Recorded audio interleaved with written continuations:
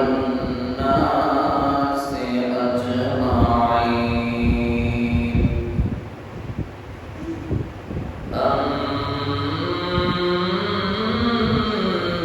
أما بعد فقد قال الله تبارك وتعالى عز وجل في شان عبيده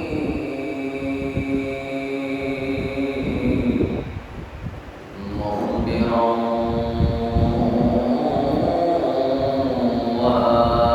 وآمرا إن الله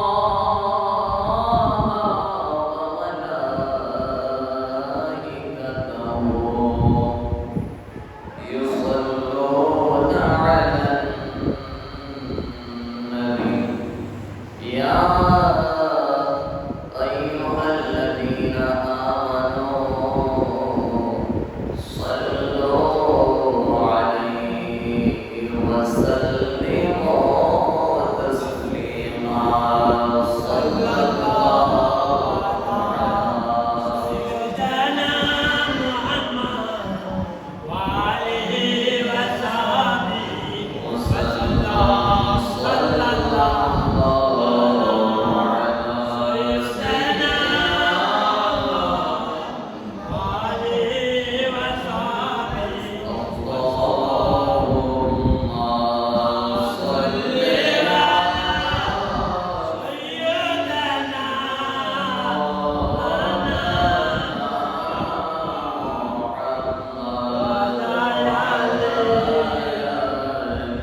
سيدنا مولانا محمد سمين حضرت حق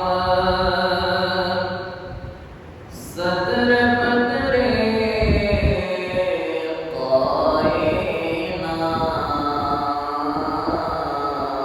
قائنات نور چشم انبیاء چشم چراغ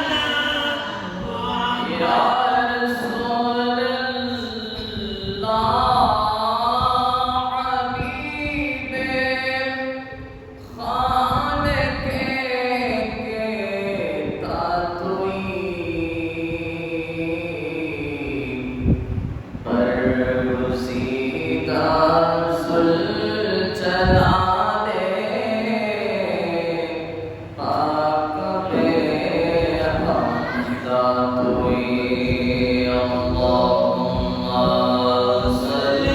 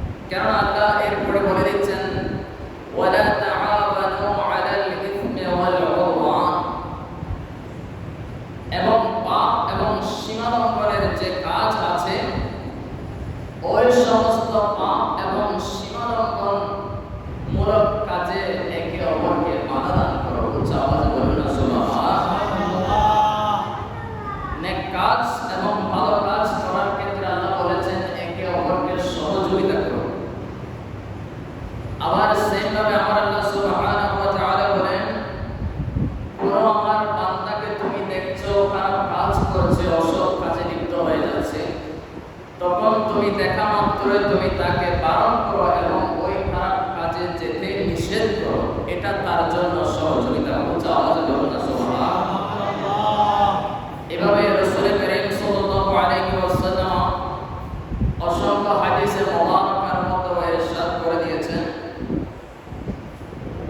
ইন্নাল হাসানাত ইউযহিবুনাস সাইয়্যাত, নিশ্চয় নেক কাজসমূহ, ভালো কাজসমূহ, খারাপ যে কাজগুলো করা হয়েছে, যে গুনাহগুলো সংঘটিত হয়ে গেছে, ওই কাজের জারিমানা হিসেবে আল্লাহ তাবারক ওয়া তাআলার দরবারে উপস্থাপন করা হয়। উচ্চ আওয়াজে বলেন না সুবহানাল্লাহ। যে খারাপ কাজগুলো হয়ে গেছে, যে গুনাহগুলো হয়ে গেছে, ওই গুনার তো ক্ষতিপূরণ দিতে হবে।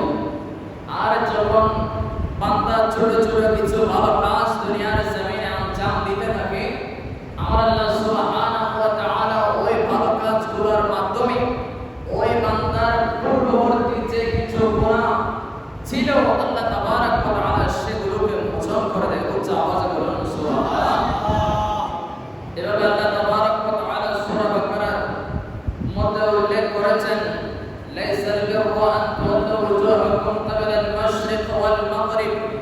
এই আয়াতের মধ্যে আমার আল্লাহ সুবহানাহু ওয়া তাআলা বলেন, নেকি শুধু এই নয় যে তোমরা পূর্ব বা পশ্চিম দিক থেকে মুখ ফেরাবে, হয়তো পূর্ব দিকে না হয় পশ্চিম দিকে মুখ ফেরাবে, সেটা শুধু নেকি তথা ভালো কাজ নয়, বরং প্রকৃত নেকি হলো যে ব্যক্তি আল্লাহর প্রতি ঈমান এনেছে, আল্লাহর প্রতি তাকওয়া অবলম্বন করেছে, আল্লাহর প্রতি খোদাভীতি লালন করেছে, তাকওয়ার দিকে ছুটে চলেছে এবং আল্লাহর ভালোবাসা মহব্বত পাওয়ার জন্য তার নিকট আত্মীয় স্বজন এবং এতিম দরিদ্র মুসাফির অভাবগ্রস্ত যারা রয়েছে তাদেরকে সহযোগিতা করেছে। আমার আল্লাহ সুবহানাহু ওয়া তাআলা বলেন, সেই ব্যক্তি দুনিয়ার জমিনে সর্বোত্তম। উচ্চ আওয়াজে বলুন সুবহানাল্লাহ। দুনিয়ার জমিনে শুধু আল্লাহর ইবাদত করলে হবে না, পাঁচ ওয়াক্ত নামাজ পড়ে, ঠিক আছে, ফরজ ইবাদত করে, ঠিক আছে, নামাজ রোজা হজ যাকাত সব কিছু করছে, সেটা ঠিক আছে, কিন্তু আমার আল্লাহ সুবহানাহু ওয়া তাআলা এর সাথে আরো কিছু জুড়ে দিয়েছেন, যাবিল কুরবা ওয়াল ইয়াতামা ওয়াল মাসাকিন ওয়া ইবনুস সাবিল। আল্লাহ তাবারক ওয়া তাআলা বলেন, যারা রাস্তার মধ্যে অসহায়, যারা ইবনে সাবিল আছে তথা মুসাফির আছে, ওই সমস্ত ব্যক্তি যারা ঘর হারা, বাড়ি হারা, দুয়ার হারা, ওই সমস্ত ব্যক্তিদেরকে যারা সাহায্য সহযোগিতা করবে, আমার আল্লাহ জান্নাতের মধ্যে তাদের জন্য ঘরবাড়ির ব্যবস্থা করবেন। উচ্চ আওয়াজে বলুন সুবহানাল্লাহ।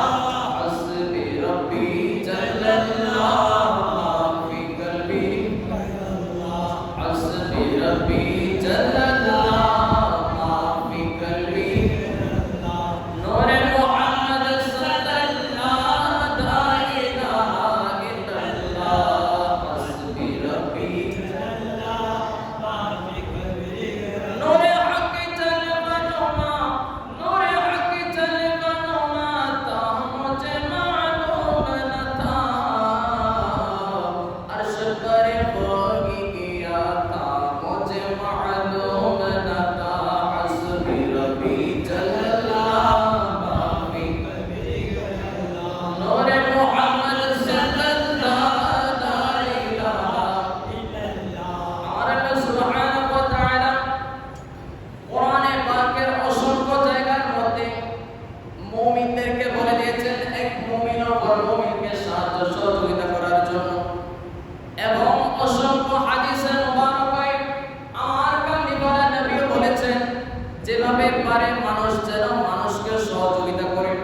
দুনিয়ার জমিনে আসমানি বালা আসে, জমিনি বালা আসে, হাওয়াই বালা আসে, এক জায়গার মধ্যে আমার আল্লাহ সুবহানাহু ওয়া তাআলা বলা মুসিবত দিয়ে মানুষকে পরীক্ষা করেন, অপর স্থানের মধ্যে আমার আল্লাহ সুবহানাহু ওয়া তাআলা মানুষকে সুখে শান্তিতে রাখেন, অর্থ নিয়ামত সম্পদের মধ্যে ভরপুর রাখেন, আরেক প্রান্তে মানুষকে মুসিবতের মধ্যে রাখেন। আমার আল্লাহ সুবহানাহু ওয়া তাআলা পরীক্ষা করতেছেন, মুসিবতের মধ্যে যে পড়েছে সে কি আল্লাহর রাস্তায় ধৈর্য ধারণ করেছে কিনা, এবং আমার আল্লাহ যাকে ধন সম্পদ দিয়েছে, অর্থ সম্পদ দিয়েছে, সমস্ত নিয়ামতের মধ্যে তাকে রেখেছে, আমার আল্লাহ তাকেও পরীক্ষা করছে, ওই নিয়ামত দিয়ে সে আল্লাহর বান্দাদেরকে সাহায্য করছে কিনা। উচ্চ আওয়াজে বলুন না সুবহানাল্লাহ। আল্লাহ তাবারক ওয়া তাআলা একদিকে বান্দাকে মুসিবতের মধ্যে রেখে পরীক্ষা করছে, করেছেন সে মুসিবতে ধৈর্য ধারণ কতটুকু করছে। কারণ আল্লাহ কোরআনের প্রতিটি আয়াতে আয়াতে অসংখ্য জায়গায় বলেছেন ইন্নাল্লাহা মা'আস সাবিরিন, ইন্নাল্লাহা মা'আস সাবিরিন, ইন্নাল্লাহা মা'আস সাবিরিন। আল্লাহ ধৈর্যশীলদের সাথে আছে। যে কোনো মুসিবতে, যে কোনো বালা মুসিবতে যখন বান্দা পড়বে, যখন বান্দার অন্তরের মধ্যে শরম হবে, আল্লাহ তো বলে দিয়েছেন ইন্নাল্লাহা মা'আস সাবিরিন। আল্লাহ আছে যারা বিপদের মধ্যে অভাবগ্রস্ত, ঋণগ্রস্ত এমন অবস্থায় দুনিয়ার সমস্ত মুসিবতের মধ্যে যখন ধৈর্য ধারণ করে, আমার আল্লাহ বলেন ইন্নাল্লাহা মা'আস সাবিরিন। আমি স্বয়ং খোদা লা ইলাহা, আমার ওই বান্দার সাথে আছি। উচ্চ আওয়াজে বলুন সুবহানাল্লাহ। আল্লাহ তো বলে দিয়েছেন আমাদের, এবং আল্লাহ যাদেরকে ধন সম্পদ দিয়েছেন এবার তাদেরকে বলছেন যাবিল কুরবা ওয়াল ইয়াতামা ওয়াল মাসাকিন। তুমি তোমার চতুর্পাশে দেখাও, আশেপাশে দেখো, তোমার ভাইকে দেখো, তোমার বোনকে দেখো, তোমার পাড়া প্রতিবেশীকে দেখো, এমনকি তোমার রাষ্ট্রের মধ্যে যারা অভাবগ্রস্ত, ক্ষতিগ্রস্ত আছে তুমি তাদের দিকে তাকাও। আমার আল্লাহ সুবহানাহু ওয়া তাআলা তোমাকে নিয়ামত দিয়ে পরীক্ষা করছে, তুমি কতটুকু আল্লাহর ধৈর্য ধারণ করো আর আল্লাহর নিয়ামত বান্দার মাঝে কতটুকু বিলিয়ে দাও। উচ্চ আওয়াজে বলবেন না সুবহানাল্লাহ। হযরতে আইয়ুব আলাইহিস সালাতু ওয়াস সালাম আল্লাহ তাবারক ওয়া তাআলার একজন বড় পয়গম্বর, বড় একজন নবী আমরা জানি। হযরতে আইয়ুব আলাইহিস সালাতু ওয়াস সালাম জলিলুল কদর একজন নবী। কোরআনে পাকের মধ্যে যেই 25 জন নবী রাসূলের নাম আমার আল্লাহ উল্লেখ করেছেন, যাদের জীবন কাহিনী, চরিত্র এবং যাদের ধৈর্য, তাকওয়া, নিষ্ঠা, সবর, ইখলাস, তাকওয়া সম্পর্কে আমার আল্লাহ তাকরীর করেছেন, ওই সমস্ত নবী রাসূলদের মধ্যে একজন অন্যতম নবী হলেন হযরতে আইয়ুব আলাইহিস সালাম। উচ্চ আওয়াজে বলুন না সুবহানাল্লাহ। আমার আল্লাহ হযরতে আইয়ুব আলাইহিস সালাতু ওয়াস সালামকে দুনিয়ার জমিনে অসংখ্য অগণিত নিয়ামত দিয়ে প্রেরণ করেছেন। হযরতে আইয়ুব আলাইহিস সালাতু ওয়াস সালাম দুনিয়ার জমিনে অনেক বড় ধনাঢ্য সম্প্রদায়ের এবং ধনাঢ্য পরিবারের সন্তান ছিলেন, এবং ওনার পরিবারের আন্ডারে, ওনার পরিবারের মাধ্যমে একটি রাষ্ট্র আল্লাহ তাবারক ওয়া তাআলা পরিচালনার দায়িত্ব ওনাদেরকে দিয়েছেন, সালতানাত দিয়েছেন। হযরতে আইয়ুব আলাইহিস সালাতু ওয়াস সালাম যখন পরিপূর্ণ বয়সে বালেগে কামেল অবস্থায় উপনীত হলেন, আল্লাহ তাবারক ওয়া তাআলার হুকুম ফরমানে হযরতে ইয়াকুব আলাইহিস সালাতু ওয়াস সালামের ছেলে হযরতে ইউসুফ আলাইহিস সালাতু ওয়াস সালামের নাতি, যার নাম হচ্ছে রহিমা, ওই রহিমাকে আমার আল্লাহ সুবহানাহু ওয়া তাআলা হযরতে আইয়ুব আলাইহিস সালাতু ওয়াস সালামের সাথে নেকা দেওয়ার জন্য হুকুম করেছেন। উচ্চ আওয়াজে বলবেন না সুবহানাল্লাহ। নবীরা দুনিয়ার জমিনে এতই পবিত্র যাদের বিবাহ পর্যন্ত আল্লাহর আরশ আজিম থেকে সিলেক্ট হয়ে যায়। উচ্চ আওয়াজে বলুন সুবহানাল্লাহ। হযরতে বিবি রহিমা আলাইহির রহমা, ওনার সাথে হযরতে আইয়ুব আলাইহিস সালাতু ওয়াস সালামের যখন নেকা হলো, হযরতে আইয়ুব আলাইহিস সালাতু ওয়াস সালাম একদিকে রাষ্ট্র পরিচালনা করছেন, অন্যদিকে নিজের ইবাদত এবং আল্লাহর শুকরিয়া, এই শুকর গুজারের মধ্যে সারা দিন অতিবাহিত করছে। আর এদিকে শয়তান যখন জান্নাত থেকে বিতাড়িত হয়ে যাচ্ছে, শয়তান আল্লাহর দরবারে কসম করেছে লা আখউদান্নাকা সিরাতাকাল মুস্তাকিম। আয় রব্বি, আমি আপনার সঠিক পথে পরিচালিত হবে যে সমস্ত বান্দা যারা আপনার নৈকট্য হাসিল করার জন্য জান্নাতের দিকে ছুটে আসবে, আপনি রবের দিকে ছুটে আসবে, লা আখউদান্নাকা সিরাতাকাল মুস্তাকিম, আমি তাদের ওই সিরাতে মুস্তাকিমের উপর দণ্ডায়মান অবস্থায় থাকবো। জোরে জোরে বলুন না নাউযুবিল্লাহ। শয়তান আল্লাহর সাথে ওয়াদা করেছে, আয় মুরিদ, আমি আপনার সরল সঠিক পথে পরিচালিত বান্দাদের জন্য সিরাতে মুস্তাকিমের উপর যারা থাকবে, তারা যখন সরল সঠিক পথে পরিচালিত হবে, আমি তাদের জন্য বাধা হিসেবে তাদের সিরাতে মুস্তাকিমের উপর বসা থাকবো। শয়তান সেইভাবে সিরাতে মুস্তাকিমের উপর বসা আছে।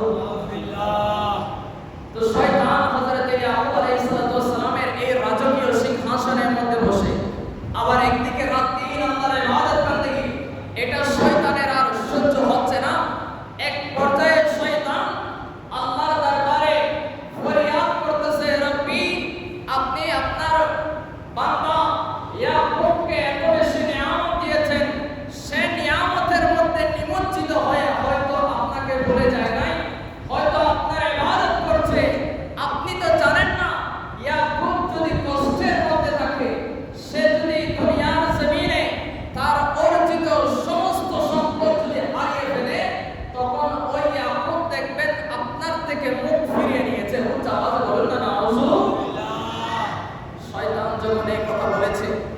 একদিকে ফেরেশতারা আল্লাহর মজলিসের মধ্যে হাজির, আরেকদিকে শয়তান যখন তার কথা আল্লাহর দরবারে বলে, তখন আল্লাহ সুবহানাহু ওয়া তাআলা তো জানেন, আলিমুল গায়ব বিজাতিস সুদূর, আমার আল্লাহ সব কিছু জানেন।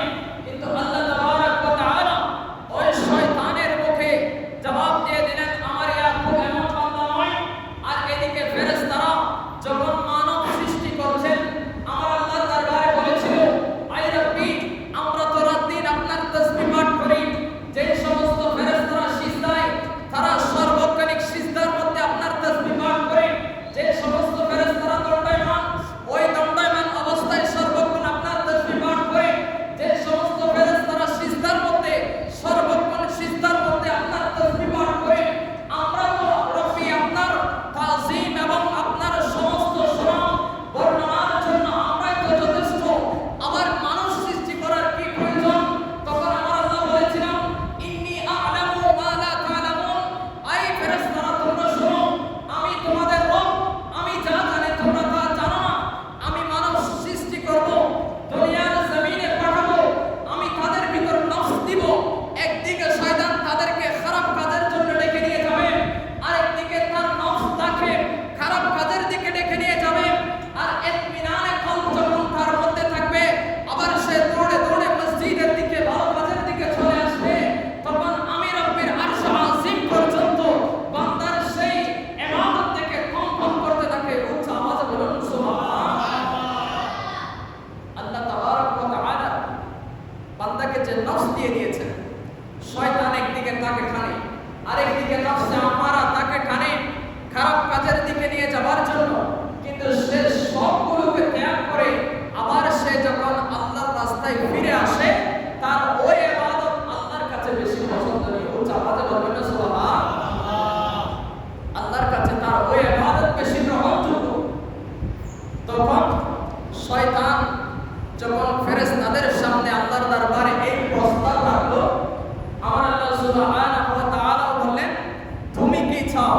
তখন শয়তান বললেন, আপনি ইয়াকুব থেকে, আপনার প্রিয় বান্দা থেকে সবকিছু ছিনিয়ে নেন, দেখবেন সে আপনার থেকে মুখ ফিরিয়ে নিয়েছে। এই কথা যখন বললেন, আমার আল্লাহ সুবহানাহু ওয়া তাআলা সাথে সাথে শয়তানকে চ্যালেঞ্জ করে বললেন, আমার ইয়াকুব এমন শুকরিয়া, আল্লাহর দরবারে এমন ভাবে শুকরিয়া করে সে কখনো আল্লাহর দরবার থেকে মুখ ফিরিয়ে নেবে না। আল্লাহ যখন এমন কথা বললেন, সাথে সাথে শয়তানও চ্যালেঞ্জ দিলেন। আমার আল্লাহ হযরত ইয়াকুব আলাইহিস সালাতু ওয়াস সালামের কাছ থেকে আস্তে আস্তে সমস্ত সম্পদ উঠিয়ে নিচ্ছেন। একদিকে ভেড়ার পাল মেষ ছড়াতে গিয়ে দেখতেছে হঠাৎ করে আসমান থেকে এমন ভাবে নূরানি তাজাল্লি, এভাবে আগুনের জিনকা আসমান থেকে আসলো। সাথে সাথে হযরত ইয়াকুব আলাইহিস সালামের সমস্ত ভেড়ার পাল উদয় হয়ে গেল, চড়ে পড়ে সরকার হয়ে গেল। তখন হযরত ইয়াকুব আলাইহিস সালাতু ওয়াস সালামের দরবারে মানুষ এসে বলতে লাগলেন, আয় নবী, আপনার এই সম্পদ তো হঠাৎ করে আসমানি বালা এসে উড়াও হয়ে গেছে, চালিয়ে পড়ে সরকার করে দিয়েছে। তখন হযরত ইয়াকুব আলাইহিস সালাতু ওয়াস সালাম বলতে লাগলেন, আমার যে মুনিব আমাকে যে নিয়ামত দিয়েছে, আমার মুনিবের ইচ্ছা হয়েছে সেই নিয়ামত আবার উঠিয়ে নিয়েছে। উচ্চ আওয়াজে বলবেন না সুবহানাল্লাহ। আবার দেখছেন গরু, মহিষ, ভেড়ার পাল, এভাবে একদিন যেতে যেতে একেবারে সমস্ত নিয়ামত শেষের দিকে। একদিকে হযরত ইয়াকুব আলাইহিস সালাতু ওয়াস সালামের 7 জন সন্তান, হযরত ইয়াকুব আলাইহিস সালাম একজন শিক্ষক উস্তাদের মাধ্যমে তাদেরকে একটি ছাদের নিচে দরস দিতেন। ওই দরসের মধ্যে থাকা অবস্থায়, ইলম হাসিল করা অবস্থায় হঠাৎ করে বিল্ডিং এর ছাদ তাদের উপর ধসে পড়ে 7 জন সন্তান মুহূর্তে ইন্তেকাল করলো। উচ্চ আওয়াজে বলুন না সুবহানাল্লাহ। হযরত ইয়াকুব আলাইহিস সালামের দরবারে খাদেম আসে, জানান দেয়, হযরত ইয়াকুব, আল্লাহর পয়গম্বর নবী, আপনার সন্তানদের উপর ছাদ ধসে পড়েছে, তারা তৎক্ষণাৎ মৃত্যুবরণ করেছে। হযরত ইয়াকুব আলাইহিস সালাম বললেন, যে মুনিব আমাকে 7টা সন্তান দিয়েছে, সেই মুনিব তার 7টা সন্তান তুলিয়ে নিয়েছে, এতে আমার কি? আমার কাজ হচ্ছে সবসময় মুনিবের শুকরিয়া আদায় করা। উচ্চ আওয়াজে বলুন সুবহানাল্লাহ। দেখেন সবর কি জিনিস। এদিকে শয়তান জলে পড়ে সারকার হয়ে যাচ্ছে। ইয়াকুব আলাইহিস সালাতু ওয়াস সালামের মুখের প্রতিটি বাণী শয়তানের অন্তরে তীরের মতো আঘাত করছে। হযরত ইয়াকুব আলাইহিস সালাতু ওয়াস সালাম দেখতে পেলেন নিজের পায়ের মধ্যে একটা ফোঁড়ার মতো ছোট্ট একটা বিচি উঠেছে। ওই বিচি 3-4 দিন অতিবাহিত হতেই না হতে সারা শরীরের মধ্যে ছড়িয়ে পড়ে এবং শরীরের প্রত্যেকটা মাংস পছন্দরে এবং ওনার এলাকার মধ্যে এলাকাবাসী যারা ছিল, যাদেরকে উনি লিডার দিতেন, যাদেরকে উনি যারা ওনাকে সুলতান হিসেবে সিংহাসনের মধ্যে মেনে নিয়েছেন, ওই সমস্ত প্রজারাও পর্যন্ত হযরত ইয়াকুব আলাইহিস সালাতু ওয়াস সালামকে বলতে লাগলেন, আই ইয়াকুব, আপনি আমাদের অঞ্চল তথা এলাকা ছেড়ে দূরে চলে যান। আপনার শরীর থেকে যে দুর্গন্ধ বের হচ্ছে আমাদের পুরো এলাকাকে দূষিত করে দিচ্ছে। জোরে জোরে বলুন না নাউযুবিল্লাহ। দেখেন আল্লাহ তাবারক ওয়া তাআলা হযরত ইয়াকুব আলাইহিস সালাতু ওয়াস সালামকে এমন ভাবে পরীক্ষা করেছেন। আমাদের অনেকের ধারণা এই সফর মাস হয়তো অকল্যাণের মাস, এই সফর মাসে হয়তো আল্লাহ বেশি রূপ বলেন নাজিল করেন। আমাদের মধ্যে এমন একটা এলাকার মধ্যে প্রচলন আছে পুরো দেশব্যাপী। আসলে এটা নয়। 12টা মাস আল্লাহর মাস। আল্লাহ যখন বান্দার জন্য রহমত নাজিল করে পুরো বছর জুড়ে তথা 12টা মাস জুড়ে রহমত নাজিল করে, আর বান্দা যখন আল্লাহর থেকে মুখ ফিরিয়ে নেয়, ওই মুখ ফিরিয়ে নেওয়া ইবাদত থেকে দূরে সরে যাওয়ার কারণে, শুকরগুজার বান্দার কাতার থেকে দূরে সরে যাওয়ার কারণে বান্দা নিজের উপর নিজে বলা মুসিবত ডেকে নিয়ে আসে। সেজন্য আমার আল্লাহ সুবহানাহু ওয়া তাআলা বলেন, যতগুলো রহমত আসে এগুলো আল্লাহর পক্ষ থেকে বান্দার জন্য উপহার, আর বান্দার উপর যত মুসিবত আসে এগুলো বান্দার নিজের নফসের কারণে হয়ে থাকে। সে নিজে যখন দোষ করে ওই দোষের কারণে তার উপর বড় মুসিবত আসে। আর একদিকে হযরত ইয়াকুব আলাইহিস সালাতু ওয়াস সালাম এবং ওনার স্ত্রী বিবি রাহিমা ওনাকে নিয়ে একটা দুর্গম পাহাড়ের মধ্যে চলে গেল। দুর্গম পাহাড়ের মধ্যে গিয়ে ইবাদত করতেছে। হযরত ইয়াকুব আলাইহিস সালাতু ওয়াস সালামের শরীর থেকে মাংস এমন ভাবে খসে পড়ছে, ইয়াকুব আলাইহিস সালাতু ওয়াস সালামের শরীরের কঙ্কাল ব্যতীত আর কোনো কিছু অবশিষ্ট ছিল না। উচ্চ আওয়াজে বলুন না সুবহানাল্লাহ।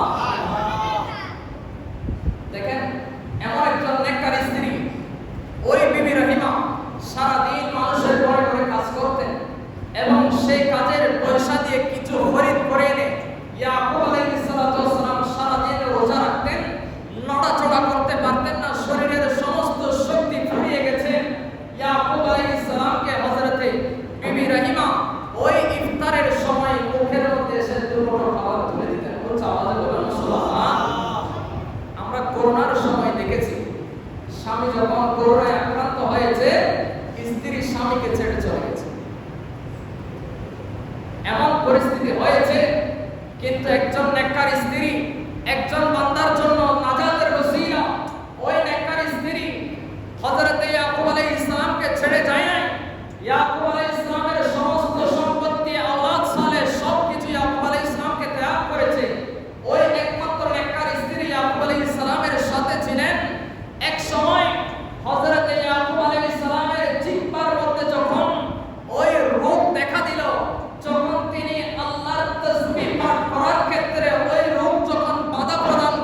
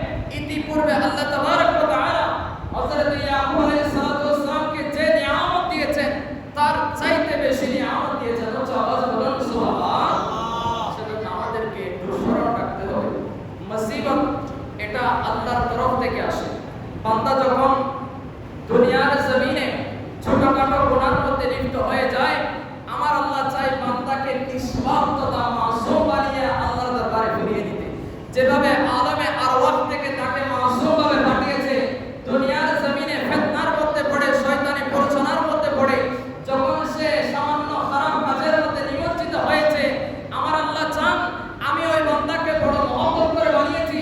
শুধু তাই নয়, আমার নবী কামলিওয়ালা নবী মুহাম্মদুর রাসূলুল্লাহ সাল্লাল্লাহু আলাইহি ওয়াসাল্লাম, যেই নবীকে আল্লাহ সর্বোচ্চ মাকাম দিয়েছেন, রাহমাতুল লিল আলামিন বানিয়েছেন, আমরা না চাইতেও আমার আল্লাহ আমাদেরকে কামলিওয়ালা নবীর উম্মত বানিয়েছেন। উচ্চ আওয়াজে বলুন না সুবহানাল্লাহ। এই নিয়ামত কিয়ামত পর্যন্ত আদায় করলেও, শুকরিয়া আদায় করলেও শেষ হবে না। আর আমার আল্লাহ চান যেই নবীকে আল্লাহ সবচাইতে বেশি ভালোবাসে, ওই নবীর প্রত্যেকটা উম্মতকে মাসুম বানিয়ে আল্লাহর দরবারে ফিরিয়ে দিতে। সেজন্য বান্দার মধ্যে যখন রোগ বলা এগুলো শরীরের মধ্যে স্থান নেয়, তখন আল্লাহর দরবারে সবচাইতে বেশি সবর ইখতিয়ার করতে হবে। কেননা আল্লাহ তাবারক ওয়া তাআলা বলে দিয়েছেন, বান্দা সুস্থ থাকা অবস্থায় যেভাবে আল্লাহর ইবাদত করত, সে অসুস্থ হওয়ার পরে যখন আল্লাহর ইবাদত করতে পারছে না, কিন্তু আল্লাহর রাডারের মধ্যে সেটা জানা আছে, আমার আল্লাহ সুবহানাহু ওয়া তাআলা সেই সুস্থ থাকা অবস্থায় যে ইবাদত করত, অসুস্থ হওয়ার পরেও আল্লাহ তাকে সুস্থ থাকার যে ইবাদতের সওয়াব দিতেন, সেটা দিতেই থাকেন। উচ্চ আওয়াজে বলুন সুবহানাল্লাহ। সেজন্য অসুস্থতা এটাও আল্লাহর পক্ষ থেকে একটা নিয়ামত। মানুষের মধ্যে অসুস্থ হওয়া এটাও নিয়ামত। এক সাহাবী এসে আমার নবীজির দরবারে আরজ করেছেন, ইয়া রাসূলুল্লাহ, আমার শরীরের মধ্যে কোনো রোগ বালাই নেই। এই কথা যখন বললেন, আমার নবীজি বললেন, তুমি এখান থেকে দূর হও, দূরে চলে যাও। কেননা রোগ বালাই যার মধ্যে আছে, অসুস্থতা যার মধ্যে আছে, সবসময় এটাই মনে রাখবেন আল্লাহর রহমত তার সাথে আছে। সেজন্য আল্লাহ তাবারক ওয়া তাআলা যেন যে কোনো সময়, যে কোনো মুসিবতের উপর আমাদেরকে ধৈর্য ধারণ করার তৌফিক দান করেন। আমরা দেখছি বাঁশখালী বলেন, সাতখালী বলেন এবং বিভিন্ন স্থানের মধ্যে বন্যায় একেবারে প্লাবিত হয়ে মানুষের বিহাল অবস্থা, ঘর বাড়ি ভেঙে গেছে। অনেক জায়গায় অনেকরা সাহায্য সহযোগিতার মধ্যে তাদের কাছে এগিয়ে যাচ্ছে। এটা আল্লাহ তাবারক ওয়া তাআলার পক্ষ থেকে বড় রহমত। মানুষকে সহযোগিতা করা, মানুষের খারাপ পরিস্থিতির মধ্যে মানুষের সাথে থাকা, এটা মানব চরিত্রের সবচাইতে বড় উদাহরণ। আল্লাহ তাবারক ওয়া তাআলা যেন আমাদেরকে সহায় সহযোগিতা দান করেন, সব সময় সিহহাতে কুল্লিয়া আতা নসিব করেন।